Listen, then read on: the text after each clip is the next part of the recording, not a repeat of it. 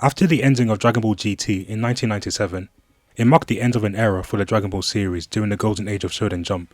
Then fast forward 16 years to 2013, we have the release of the theatrical film Dragon Ball Z Battle of Gods, which did well financially and marked the revival of the Dragon Ball franchise.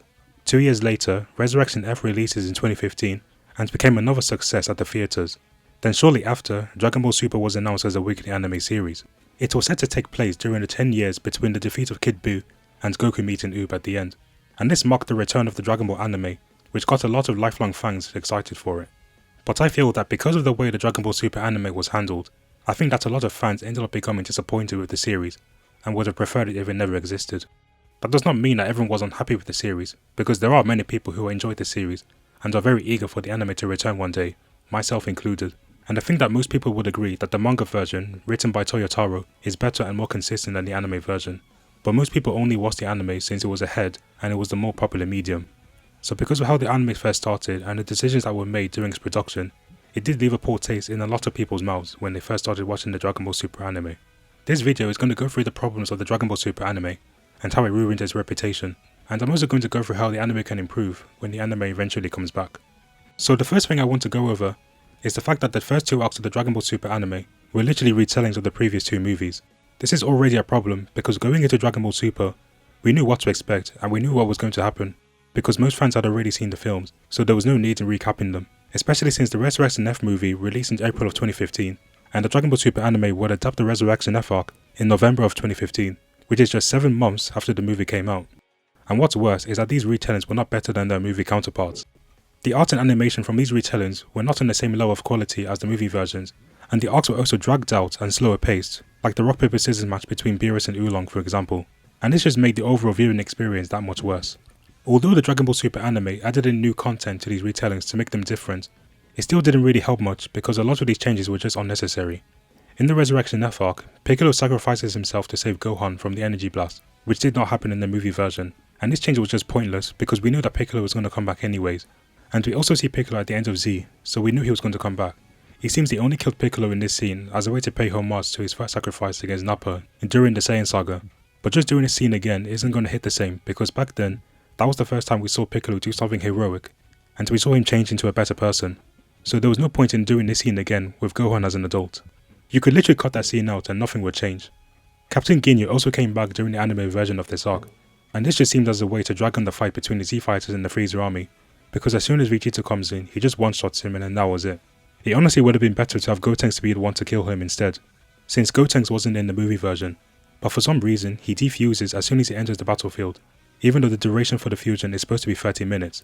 So did it take Gotenks 30 minutes to reach the battlefield, even though he is shown to circle the globe numerous times in a short amount of time?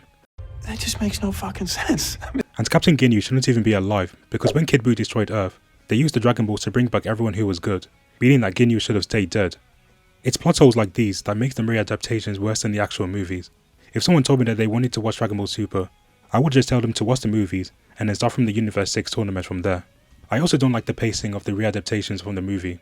At least with the Dragon Ball Super manga, the Battle of Gods arc was only 4 chapters, which can be read in about half an hour, and the Resurrection F arc was briefly summarized. They didn't spend a whole arc recapping the movie that just came out. But with the Dragon Ball Super anime, both readaptations took a total of 27 episodes. Maybe if they recapped Resurrection F some years later, it wouldn't be as bad, but because they immediately recapped it just 7 months after the movie came out, when the movie was still fresh in people's minds, fans obviously weren't satisfied. Now the next thing I want to talk about is the art and the animation. By the time we got to the Tournament of Power, the art and animation did improve a lot, but I mainly want to talk about the beginning of the series. You had episodes that were clearly outsourced and were not giving a lot of time to work on these episodes, with the infamous episode 5 being a huge example. But then you have episodes like episode 24, which arguably looks a lot worse than episode 5 did. If you compare the fights from the Dragon Ball Super anime to the same fights from the movie versions, the difference is night and day. And I know that a show's quality shouldn't be based off its animation, but when an anime has bad animation, the reputation will be majorly affected by this, because a lot of anime these days are focusing more on their animation quality, which is why most anime nowadays are seasonal instead of weekly. Chainsaw Man, Solo Leveling, Jujutsu Kaisen and Demon Slayer are examples of shows that have become very popular, mainly due to how well animated the fights are, and just how great the overall art style looks. But then you have series like 7 Deadly Sins and One Punch Man that have a pretty bad rep because of how worse the animation quality became compared to when they first started. This is what it was like for Dragon Ball Super when it first started airing, and they only started improving around the Goku Black and Tournament of Power arcs. Even if the animation had improved, people aren't going to forget how poorly animated the episodes were in the beginning, and how they had to wait every week for a new episode just for it to look very mediocre. Dragon Ball is one of, if not the most popular anime in the world. It is one of Toei Animation's highest earners alongside One Piece, so the Dragon Ball Super anime definitely should have been given better treatment than this. They should have given the animators more time and a better schedule to work in these episodes, which was the main reason why the episodes turned out the way they were. As soon as the Dragon Ball Super anime was announced, the animators were only giving a few months of pre-production time, which is an insanely short amount of time to work on these episodes. Not a great plan. The next thing I want to talk about is the power scaling in Dragon Ball Super. In the original Dragon Ball manga, there was a power creep during the Z portion of the story, but at least it stayed consistent and didn't cause major problems. But when it comes to the Dragon Ball Super anime, this is where it starts to get out of hand. You had the beam clash between Krillin and Super Saiyan Blue Goku, which was criticized by many fans, because even if Goku was holding back, there was absolutely no reason for us to believe that Krillin, who often slacks in his training after becoming a family man, is able to hold his own against Goku in his strongest form at the time. At least in the manga, this scene never happened, because Krillin agreed to join the tournament after Goku asked him, which is a lot more acceptable. Another problem was with the fight between Goku and Android 17. Goku and Super Saiyan Blue shouldn't be able to fight on the same level with 17, who spent most of his time training by fighting approaches on an island. But in the manga version, the fight was altered to where Android 17 was able to keep up with Goku in his Super Saiyan free form, which makes a lot more sense. You also have the scene of Trunks using his Sword of Hope, like a Spirit Bomb sword, which was able to slice future Zamasu in half, which didn't really make much sense, because that small amount of people giving him energy should not have been enough to slice through Zamasu in half. But in the manga this doesn't happen, but what happens instead is that the time limit for Zamasu's fusion runs out, which caused them to split, but Zamasu was trying to reject the cancellation, so Trunks forcefully had to cut him in half. Another issue was also the way the transformations will stop being relevant after they were first introduced. This happened with Super Saiyan God after the Battle of Gods arc. It's not until the Tournament of Power that we see Goku use it again, and it's not until the Broly movie where we see Vegeta use it for the first time. So throughout the Goku Black arc in the anime, they were just using Super Saiyan Blue, besides Goku using the Blonde Super Saiyan only once against base Goku Black.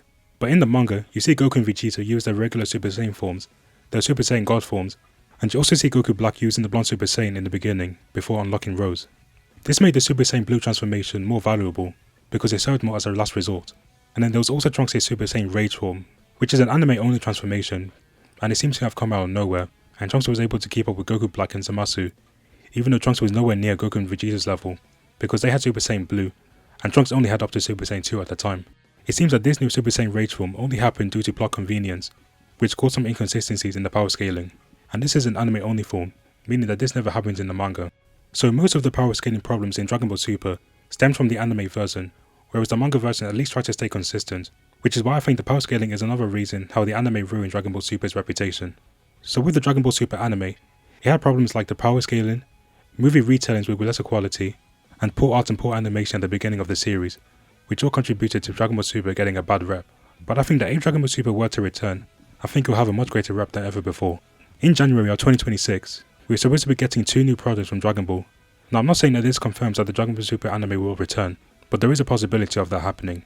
And also, not long after the announcement, the One Piece anime is now going to become a seasonal anime, instead of being a weekly anime once they adapt the Elbaf arc, with only 26 episodes per year. And this is a good sign, because it seems like Toei Animation is now finally trying to take the seasonal approach, like how most anime have become as of recent.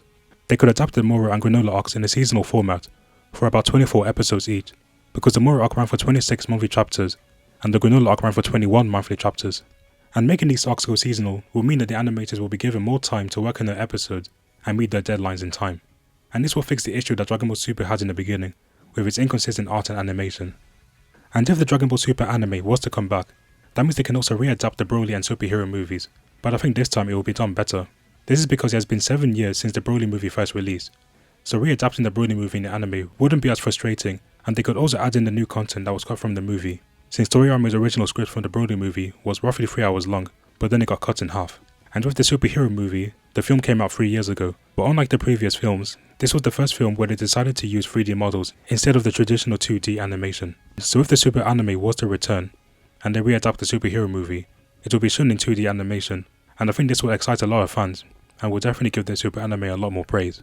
And because the Super anime would adapt the manga version, this means the writing will be more consistent, because the manga was written by one person, but back when the anime was ahead of the manga, you had multiple writers on the episodes, and this led to some inconsistencies in the writing. So adapting the arcs from the manga that were written by one person will get rid of those inconsistencies. The Moro and the Granola arcs are often said to be the best arcs from Dragon Ball Super, so if the anime was to adapt these arcs, the anime will gain a lot more praise from fans.